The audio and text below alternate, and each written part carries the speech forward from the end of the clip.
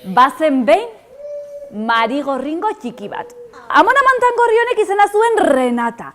Eta gehien gustatzen zitzaiona egan egitea zen. Goizero ateratzen zen.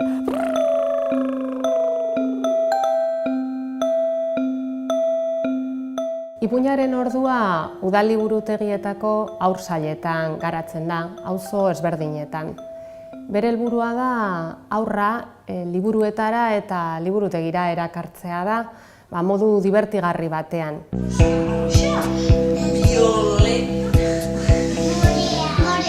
Pixkat kontaketa eta fantasiaren bidez irudimena piztea. Bufalo atera zen.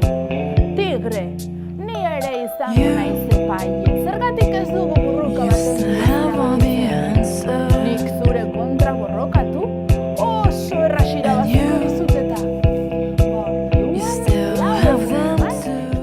Egiten da ipuinak irakurri, kontatu, aurkeztu, asmakizunekin jolastu. Saiatzen gara pixkat denetikan baloreak transmititzen, zer azken finean ere saiatzen geana ez da bakarrikan ipui bat ondo kontatzea, ipui baten atzetik zer dagoen, ipui saio baten nola egon behar duten, errespetuz jokatu behar dutela.